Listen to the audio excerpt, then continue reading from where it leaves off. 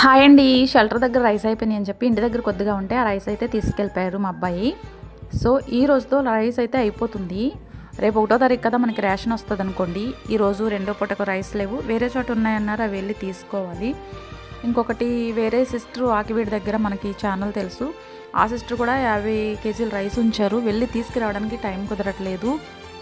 ఇంకొక విషయం ఏంటంటే మీ అందరికీ గుర్తు చేయవలసింది, లాస్ట్ మంత్ షెల్టర్ రెంట్ విషయంలో కూడా చాలామంది నెగ్లెక్ట్ చేశారు. స్టార్టింగ్ నేను షెల్టర్ తీసుకున్నప్పుడు చాలామంది ముందుకు వచ్చారు, ఎవ్రీ మంత్ హెల్ప్ చేస్తానన్నారు కొంతమంది. ఈ మంత్ మరలా మనం 5వ తారీఖు వచ్చేటప్పటికి రెంట్ ఇవ్వాలండి. 5వ తారీఖు లోపు మీ అందరూ దయచేసి మీరు ఎవరైతే హెల్ప్ చేయాలనుకుంటున్నారో వాళ్ళు మాత్రం హెల్ప్ చేయండి. ఎందుకంటే తల ఒక చెయ్యి వేసుకుంటేనే ముందుకెళ్ళగలుగుతాం. మీరు హెల్ప్ చేయలేకపోతే నేను కూడా ఏమీ చేయలేనండి. వాటన్నిటిని ఆకలితో ఉంచలేను, కానీ అవి ఉండడానికి ఒక గూడు అనేది దొరికింది, లేదంటే వాటిని ఎక్కడ పెట్టలేను నేను. అర్థం చేసుకోండి.